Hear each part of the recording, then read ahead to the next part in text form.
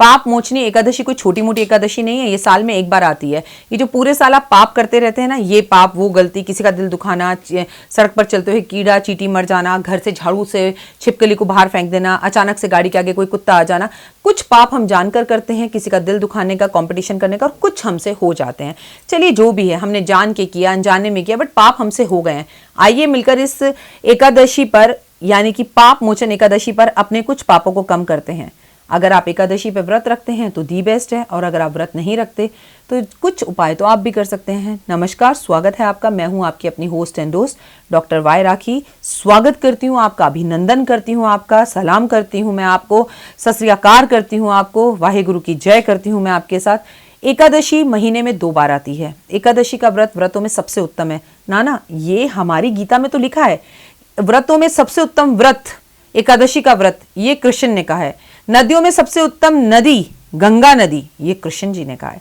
पेड़ों में मैं खुद हरि विष्णु कृष्ण, ये खुद पीपल का पेड़ मेरा ही रूप है, ऐसा श्री कृष्ण भगवान ने कहा है। लेकिन एकादशी का व्रत सबसे उत्तम व्रत है, और इसे रखने से कैंसर जैसी बीमारी नहीं होती, ये अमेरिका वालों ने भी कहा है। जी हाँ, एक रिसर्च से पता लगा है कि जो लोग एकादशी का व्रत रखते हैं वो सबसे उत्तम है।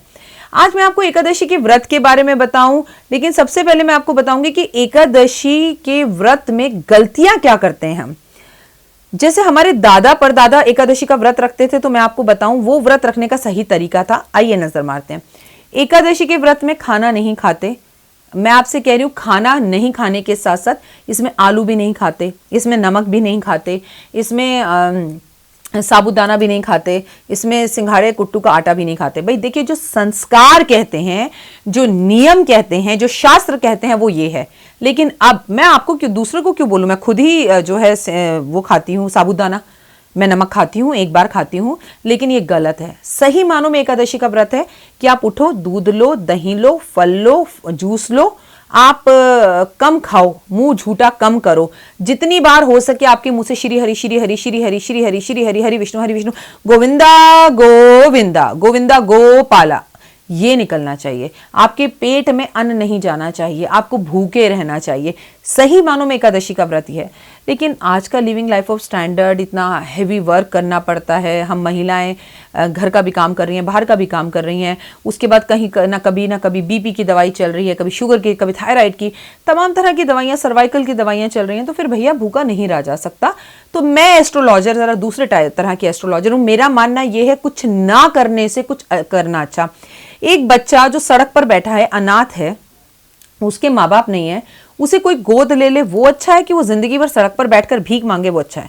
मुझे सोचकर बताइएगा कौन सा अच्छा है। मुझसे पूछे कौन सा अच्छा है, तो मैं कहूंगी भाई उसे कोई गोद ले ले, वो अच्छा है। चलिए, वो कृत्रिम माँ बाप हो गए, सौतेले माँ बाप हो गए, माँ बाप तो हैं, कम से कम वो सड़कों की धूल धड़ाके और एक्सीडेंट और भीख मांगने से तो वो बच्चा बचेगा ना। घर में कुछ भी खाएगा तो सही ना, माँ बाप की छत्र छाया में तो रहेगा ना। तो व्रत ना रखने से एक दिन पूरे टाइम में एक बार साबूदाना खा लेना बेहतर है। जितना हो सके उतना कीजिए। और अगर आपसे व्रत भी नहीं रखा जाता तो कम से कम मैं इतने सारे जो उपाय बता रही हूँ, इनमें से कोई उपाय कर लीजिए।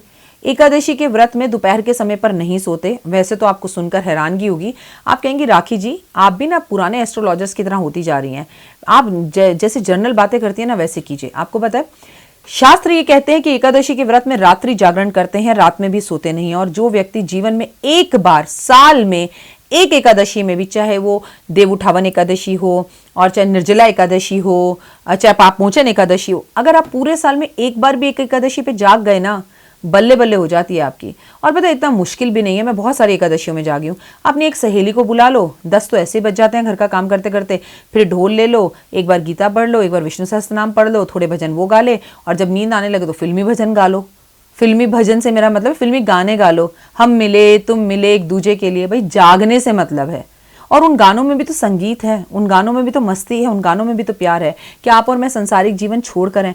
मतलब तो जागने से है कि सुबह 4 बजे उठकर नहाकर फिर मंदिर जाकर विष्णु जी को दिया अर्पण कर फिर आपको अपना व्रत खोलना है।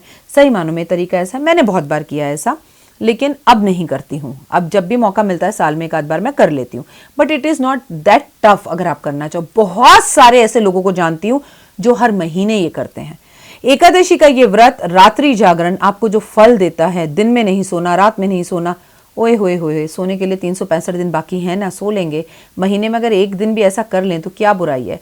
हमें तो भगवान के लिए कुछ नहीं करना, लेकिन हमें भगवान से बदले में बहुत कुछ चाहिए। कभी सोचिएगा, आपसे जो भी गलती हुई उसे एक पेन पर लिख कर, आपने पेन और कागज़ लिया, जो भी गलती आपसे हुई है इस एकादशी पे, पाप मोचन एकादशी पे, भाई मैंने किसी का बुरा सोच लिया, मैंने किसी का के लिए बुरा बोल दिया, या मुझसे ही कोई पाप हो गया, अपने हस्बैंड के होते ही मेरे किसी से संबंध हो गए, या मेरी पत्नी के होते किसी से संबंध हो गए, मैंने किसी की चोरी कर ली, मैंने किसी के लिए निंदा कर दी, किसी की बेटी के लिए बोल दिया, वॉट एवर इट्स हैपन। इतना एक पेपर लीजिए, उसे फाड़िए और उस पर एक रेड पेन से अपनी गलती को पाप मोचन एकादशी वाले दिन सुबह लिख दीजिए। उसके साथ एक सफ़ेद चमकीला पत्थर लीजिए और दोनों को आपस में मूली से बांध दीजिए। संभवतः हो सके तो इस पत्थर को अपने हाथ से कहीं दूर नदी में फेंक दीजिए, जितनी दूर फेंक सकते हैं, तो आपके पाप आपसे उतने दूर चल जाएंगे और पानी में जाके डूब जाएंगे। भगवान आपको इस पाप के लिए माफ़ कर देगा। अगर आपके घर के आसपास बहता हुआ पानी नहीं है तो यही काम आप जाकर पीपल के पेड़ पर रखकर भी कर सकते हैं।